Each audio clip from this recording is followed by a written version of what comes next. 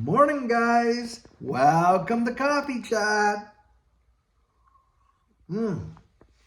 Well, guys, it looks like it's actually getting a little bit sunnier out here, but it's certainly nowhere near warmer, that's for sure. So again, here I am doing Coffee Chat in the office, but I'll tell you what, I don't mind. It's like a different switch of pace and stuff like that, and get to come out here and, of course, enjoy coffee with you and all that kind of stuff, and just kind of read up on what's happening in the wide world. And boy, do we have an article today. I'll tell you, this is something else. So I got this article off of Zero Hedge, and in the article, it's talking about how the U.S. consumer is going on a debt binge like no tomorrow, literally borrowing like absolutely obscene amounts as if there is no tomorrow coming or payday's not going to be around the corner or something like that. And in fact, in November and December, I guess it was something like 20 some billion that was added to the consumer debt over the last month, and then another 20 some billion the next month. And to top it off, got to the point where right now, get this number, this is absolutely staggering, $5 trillion of credit card debt for American consumers. Can you fathom that? $5 trillion of credit card debt. Now think about the interest on that debt. Now most credit cards at, the lower levels are around 10 to 12 and 15 maybe, and then the average is 19.99 to something like 23%. And then of course you got the ones that have had delinquencies. Well, they're at 29.99% on $5 trillion. That is absolutely insane, and it's a recipe for absolutely cataclysmic disaster. Just think about that. Now, about a week ago or last week sometime, I was talking about, hey, if you had the ability to get out of this credit card debt system, because this whole deal is about enslaving you in a powerful, powerful way. Now, I know a lot of people are out there thinking about this whole Nasara Jasara, and I'm going to mention that in just a minute here. But in that thing, I had people write me back, or at least I got a couple of them anyway, saying, hey, why would you, have people pay off their credit card debt? And I'm thinking, have you lost your mind? Do you realize, look, are your investments right now in equities or anything like that getting you 30%? And remember, it's interest on interest that you're paying, a compounded rate. If you just looked at you're paying off your credit card debt as a type of a return on investment, you're going to, number one, reducing that, that interest, and you're saving that. But when you consider this whole idea, like a lot of people are banking on this whole, debt forgiveness deal. Well, think about it in this capacity. Because I genuinely do believe in the concept of debt forgiveness. From this perspective here, I got to adjust myself because my arm's getting a little sore there.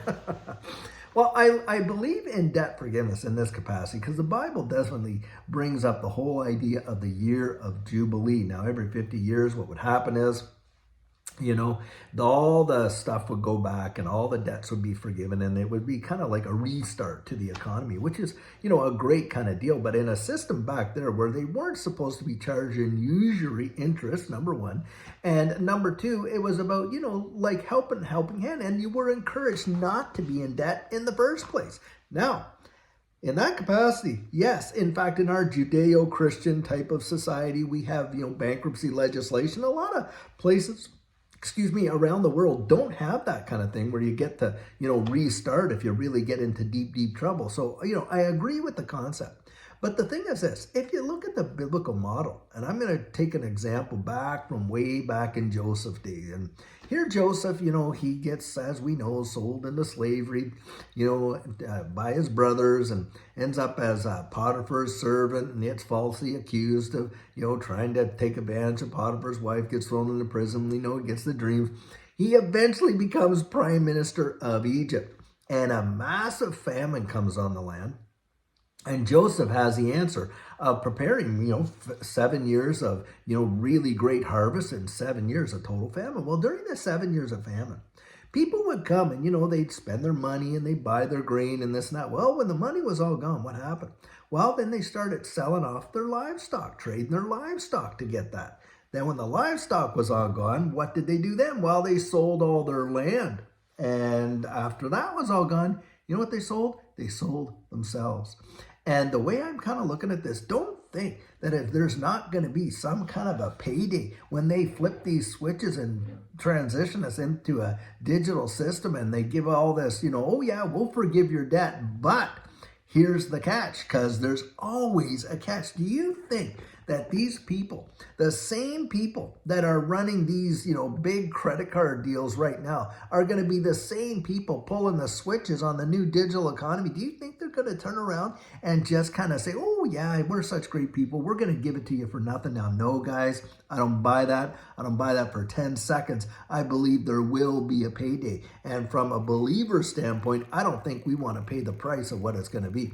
And so in that capacity, I'm encouraging people, hey, try your best, get out of debt. Now, of course, one of the biggest goals for a lot of us in this digital asset space is that we see a big enough return that we are able to get out of debt. And I completely understand that, because that was one of the goals for Judy and I, to be completely and totally debt-free. And I mean in every capacity, credit card debt, mortgages, the whole bit.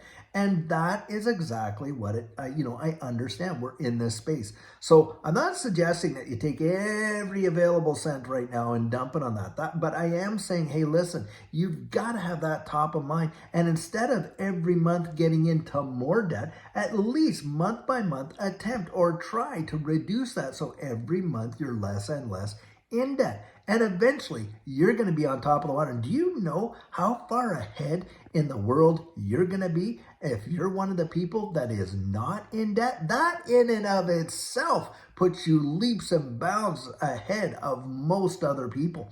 And this is a major, major deal. And I totally get it. I completely understand. They have set up the system so that debt is almost unavoidable, haven't they? And in fact, have made it so difficult with the way in which don't kid yourself. You mean to tell me all these major economists that were giving out all that helicopter money didn't realize, hey, what the result would be now and how inflation would really devastate most people where you've lost your good paying job? Now you're out there doing 2-3 part-time jobs and you cannot make it without living off of revolving lines of credit and credit card debt. You better, I no doubt in my mind that they knew what was coming. And from this capacity, that's where I'm talking about how they enslave us into their system.